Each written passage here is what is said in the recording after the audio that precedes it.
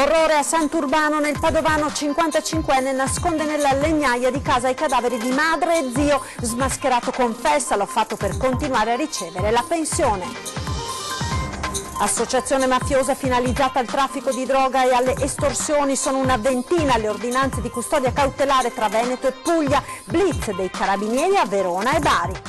2 arresti e 10 perquisizioni in tutta Italia, operazione contro la pedopornografia online della polizia postale, messaggi e foto su una chat frequentata dai giovanissimi. I familiari dell'imprenditore ucciso nelle Filippine 50 giorni fa pronti a mettere una taglia per arrivare ad individuare i sicari, $20.000 a chi fornirà informazioni. 2 pronto soccorso ad accesso diretto al Cafoncello e 7 nuovi ospedali di comunità, le novità sulle schede ospedaliere per l'ULSS 2 della Marca. Il nuovo regolamento di sicurezza di Venezia approda in Consiglio Comunale, prevede tra l'altro il DASPO urbano anche per gli acquirenti di stupefacenti e lotta senza quartiere al turismo cafone. Ha fatto tappa in Veneto il Down Tour, un viaggio che sta attraversando l'Italia per aiutare a superare i pregiudizi sulle persone affette da sindrome di Down. Buona giornata, ben ritrovati con la prima edizione dei notiziari di Antenna 3. Orrore a Sant'Urbano in provincia di Padova, un 55enne nasconde nella legnaia di casa i cadaveri di madre e zio. Smascherato confessa, l'ho fatto per continuare a ricevere le pensioni, ma ci aggiorna in diretta telefonica da Sant'Urbano su questa vicenda Ferdinando Garavello. Buongiorno. Buongiorno anche a voi. Si sta lentamente dipanando la matassa sulla vicenda di Sant'Urbano. È iniziato tutto qualche giorno fa quando Federico Bernardinello, 55 anni, disoccupato, si è recato in banca per effettuare alcune operazioni sul conto della madre, del quale percepiva la pensione. La banca gli ha chiesto però un certificato di esistenza in vita dell'anziana, perché nessuno l'aveva vista da parecchio tempo, e lui si è rivolto al comune, in comune ha chiesto di poter avere questo certificato, e alle domande degli impiegati comunali sulle persone di cui chiedeva il certificato è stato molto evasivo. A un certo punto ha detto, e qui si è tradito, che la madre e lo zio con i quali viveva in una casa in piena campagna a ridosso dell'Adige qui a Sant'Urbano, erano ricoverati da tempo in ospedale a Trecenta. I dipendenti comunali hanno capito che c'era qualcosa che non andava dal suo atteggiamento e si sono subito rivolti all'ospedale di Trecenta, ed è risultato che quelle persone non erano mai state ricoverate lì. A questo punto sono partiti gli accertamenti, sono stati avvertiti i carabinieri, e quando le autorità, sia cittadine che i carabinieri, sono arrivati a casa di Bernardinello, lui ha ammesso candidamente: andati a prenderli, sono nella legnaia. Nella legnaia sono stati trovati i 2 corpi, a questo punto si presume che siano morti per cause naturali, lo zio addirittura qualche anno fa, ed è stato trovato scheletrico, ormai in avanzatissimo stato di decomposizione.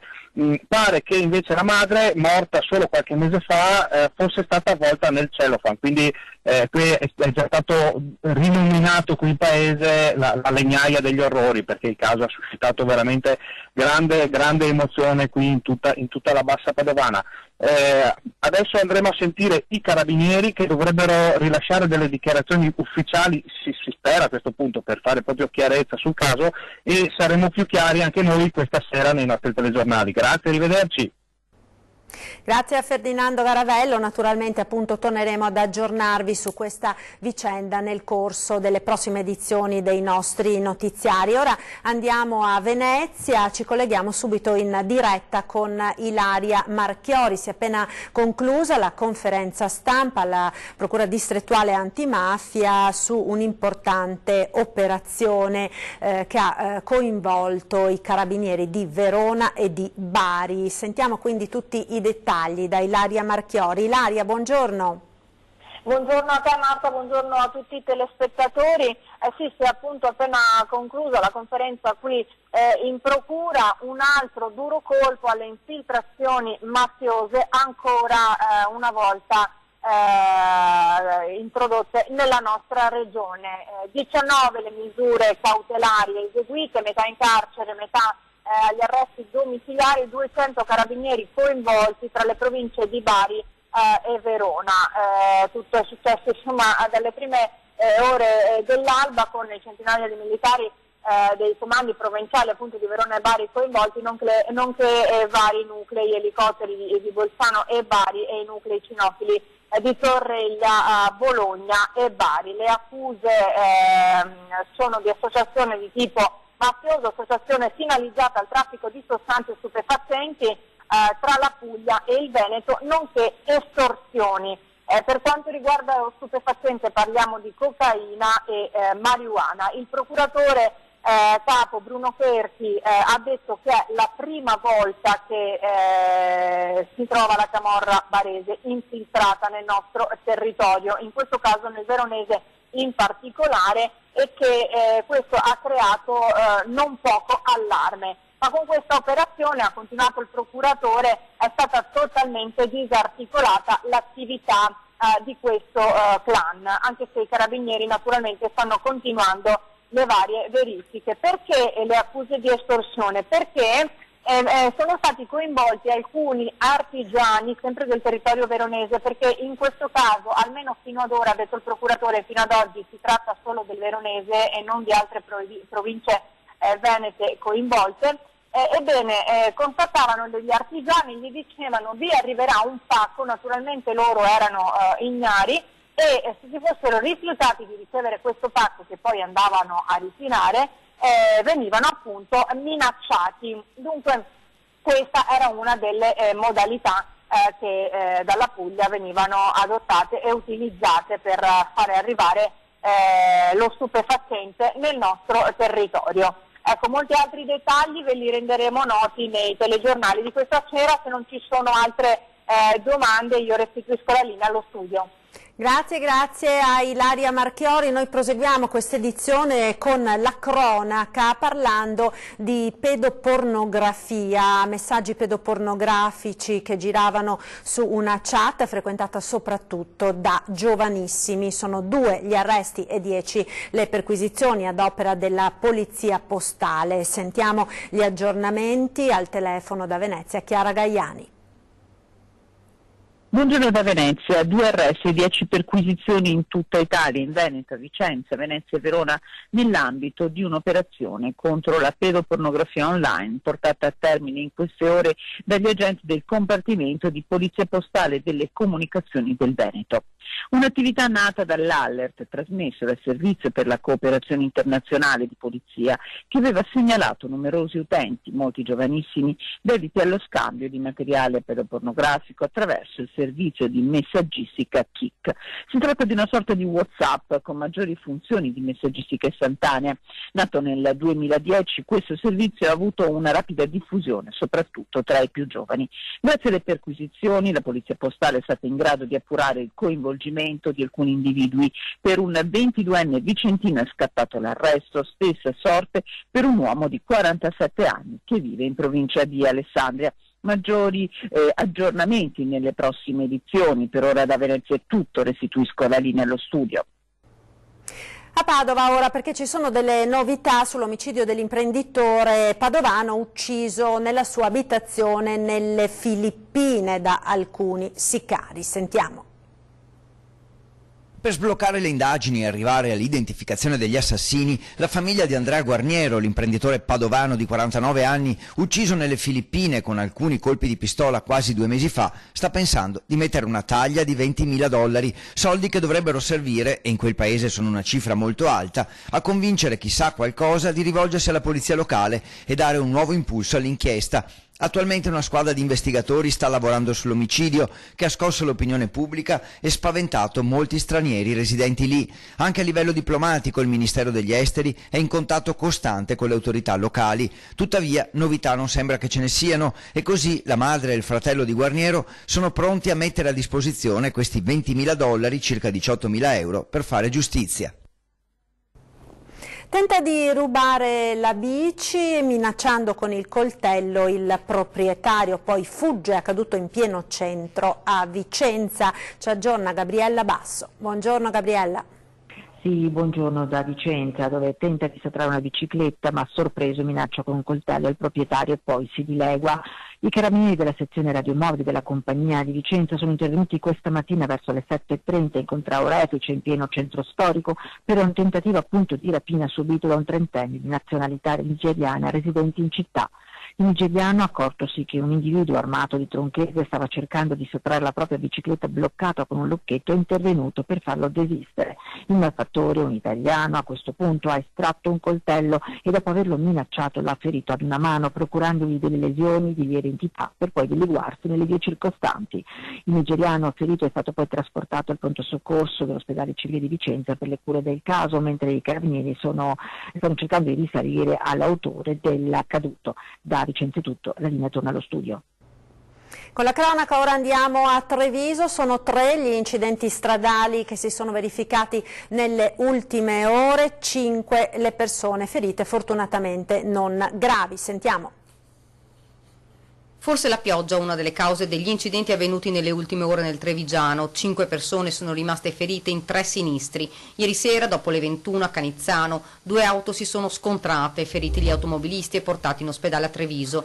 Poco dopo un altro schianto, questa volta all'incrocio con le Stiorre. Una vettura è finita contro un camion, ad avere alla peggio un pensionato di 76 anni ricoverato in ospedale. L'uomo, residente a Villorba, si trovava alla guida di un'utilitaria quando si è scontrato con il mezzo pesante ed è rimasto incastrato tra le lamiere del veicolo. I vigili del fuoco hanno liberato il conducente della vettura affidandolo alle cure del pronto soccorso. Questa mattina, poco dopo le 7, altro incidente. Si sono scontrati 2 scooter. Entrambi i conducenti sono stati portati al Cafoncello. Tutti feriti non sono in pericolo di vita. Restiamo ora in provincia di Treviso per parlare di sanità con tutte le novità previste per l'ULSS 2 della Marca dalle nuove schede ospedaliere approvate dalla Regione. Sentiamo. Le nuove schede ospedaliere mantengono i posti letto, anzi nella Marca è previsto un incremento di 24 posti letto. A livello aziendale sono previsti 7 ospedali di comunità. I primi ad essere attivati saranno Treviso, Conegliano e Castelfranco. Questi daranno quindi ristoro alle persone che avranno bisogno di avere qualche giorno in più prima di essere dimessi e andare a casa. Al Cafoncello di Treviso tutte le specialità sono state confermate. In futuro verranno creati dei nuovi pronto soccorso con accesso diretto, in affiancamento a quello centrale, uno oculistico e uno pediatrico. Treviso diventa centro di riferimento regionale per le malattie rare del sistema immunitario e dell'apparato respiratorio. Oderzo manterrà i posti letto previsti, oltre al mantenimento delle attuali attività e l'incremento della protesica.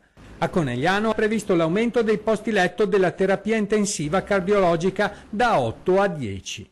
A Vittorio Veneto il neonato dipartimento testa-collo sarà potenziato con l'arrivo della unità operativa di chirurgia maxillofacciale. Oggi, per dare una risposta totale ai bisogni di chi ha patologie importanti, quindi tumorali, testa-collo, è avere anche una chirurgia maxillofacciale che fa una ricostruzione complessiva.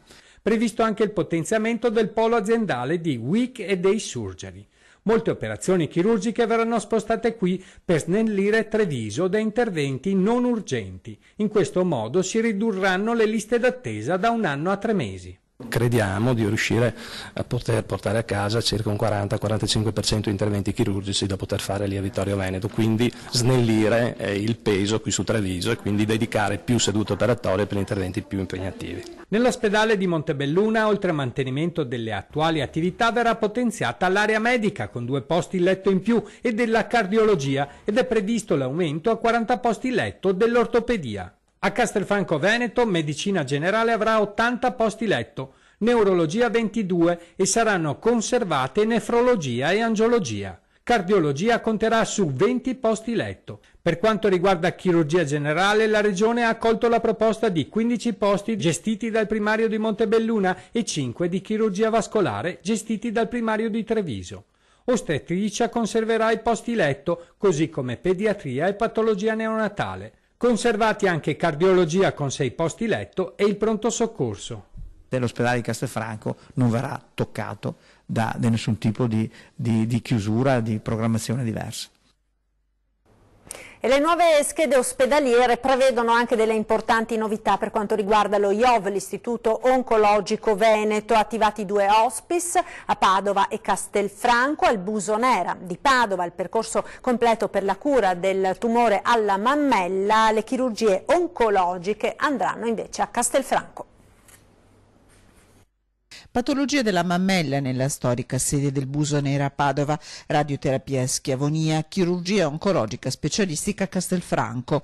È uno IOV a 3 sedi, quello disegnato dalle schede sanitarie regionali appena approvate, che definiscono la nuova struttura e una nuova dotazione di posti letto. In totale saranno 310, cui si aggiungono 12 posti di hospice, 6 a Padova, 6 a Castelfranco, con 27 strutture complesse.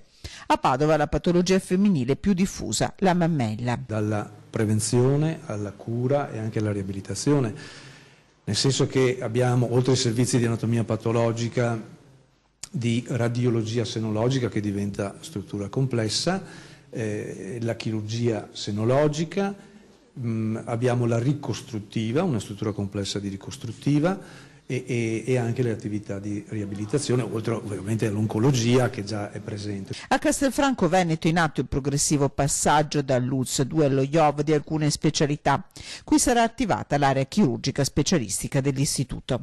Ci sono 7 strutture complesse ultra specialistiche di chirurgia, questo è l'aspetto più significativo. Tutte queste attività andranno svolte con la consueta metodologia già in atto dei gruppi multidisciplinari interaziendali. La parola d'ordine è collaborazione di rete con aziende ospedaliere e ULS per lo IOV, che risponde a direttive regionali e nazionali nella sua veste di hub e istituto di ricerca. Sono previsti 25 posti letto per pazienti da extraregione, quindi anche una capacità attrattiva che va oltre il Veneto. Linea alla regia, ora ci fermiamo per la pubblicità. A tra poco.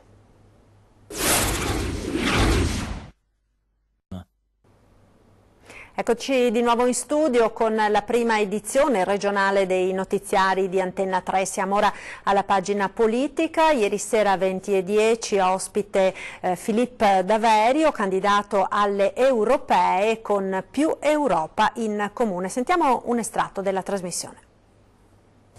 C'è qualcosa che rassomiglia di più al racconto di Pinocchio, cioè i 2 disperati che si tengono, oppure lo storpio e il cieco delle culture medievali, cioè un governo fatto di 2 personalità, alle quali ognuno gli manca un pezzo per essere vero, e camminano insieme combinando dei teorici pasticci infiniti. L'altro tema è poi affrontare la politica europea e fregarci con lo spread. Costa molto di più la perdita di soldi dello spread di quella del reddito di cittadinanza, cioè con 3 cretinate messe in fila come scelte di politica internazionale si butta via tutto. E attenzione, lo spread non è dovuto alla cattiveria del Macron o della Merkel, lo spread è il mercato è per definizione libero, non si controlla, è come la borsa, cioè se uno fa stupidate in borsa gli va giù il titolo, non perché la borsa è cattivo, perché lui è stupido, sono 2 realtà diverse.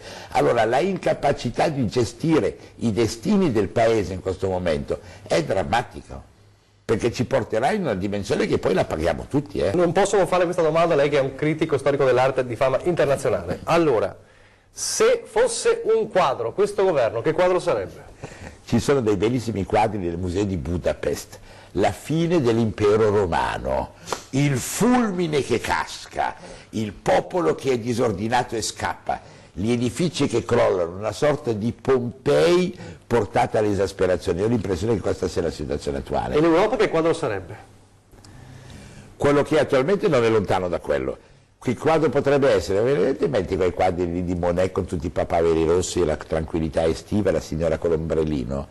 L'Europa della civiltà, cioè noi dovremmo immaginare un'Europa della civiltà. A Venezia ora il nuovo regolamento di sicurezza approda in Consiglio Comunale, previsti tra l'altro il daspo urbano per chi vende droga e per i turisti cafoni. Sentiamo.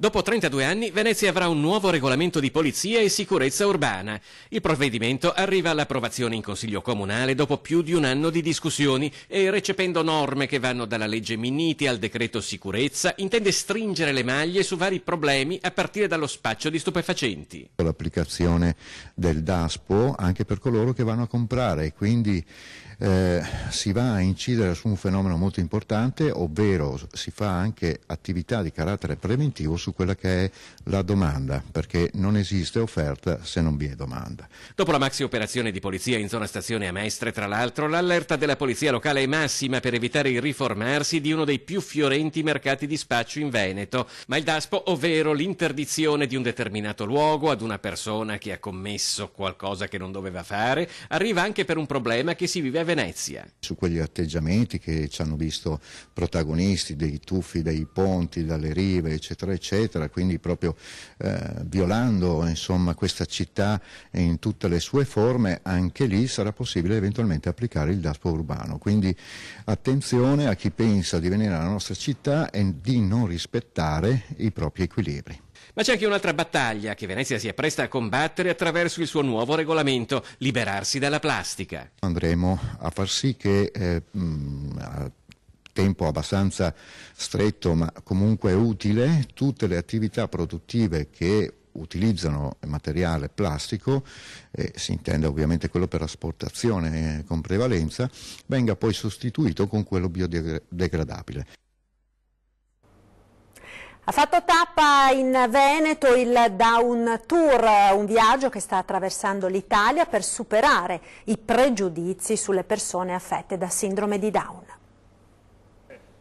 La gente resta stupita perché è abituata a vedere la persona con la sindrome di Down come una persona dipendente che ha bisogno di essere servita, riverita, accudita, e invece sono in grado di avere una vita autonoma anche loro. Superare i pregiudizi che circondano le persone con sindrome di Down, aiutandole ad affrontare nuovi percorsi di inclusione, autonomia e indipendenza. Ha fatto tappa a Treviso il Down Tour dell'Associazione Italiana Persone Down, un viaggio in camper attraverso l'Italia per sensibilizzare ed informare i cittadini, invitandoli a salire a bordo per conoscere e capire, abbandonando i pregiudizi. L'inclusione e l'autonomia di questi ragazzi speciali passa soprattutto attraverso il lavoro e nella Marca sono una ventina i giovani inseriti nel mondo del lavoro con ottimi risultati.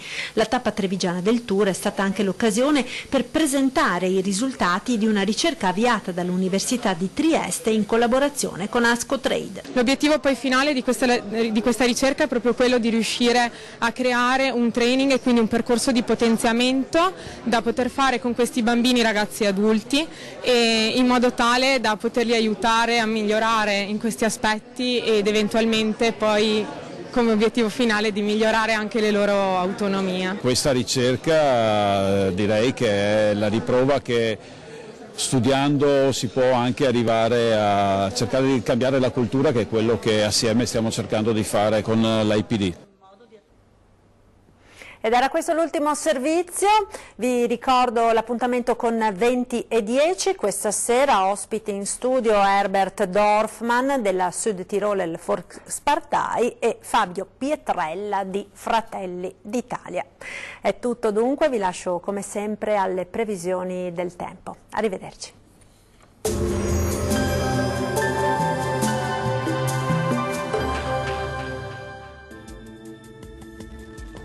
Ben ritrovati al meteo. Prevale il bel tempo sulle nostre regioni, salvo per qualche isolato fenomeno sui settori montuosi. Vediamo la situazione nel dettaglio. Sul Veneto sarà soleggiato con cielo al massimo poco nuvoloso. Nel pomeriggio e in serata non si escludono dei piovaschi sui rilievi bellunesi. Temperature minime tra 4 e 9 gradi, massime comprese invece tra 16 e 19 gradi. Situazione simile sul Friuli Venezia Giulia, con ampio soleggiamento pressoché ovunque. Nella seconda parte della giornata però avremo qualche nube in più sui monti, anche con isolati rovesci. Temperature minime tra 8 e 12 gradi, massime oscillanti invece tra 17 e 18 gradi. Raggiungiamo infine il Trentino Alto Adige, dove avremo tanto sole ovunque, specie sui settori meridionali, cielo poco nuvoloso invece altrove, ma in genere senza piogge degne di nota. Temperature minime tra 6 e 7 gradi, massime tra 21 e 22 gradi circa. Bene, dal meteo di Antenna 3 per ora è tutto. Arrivederci.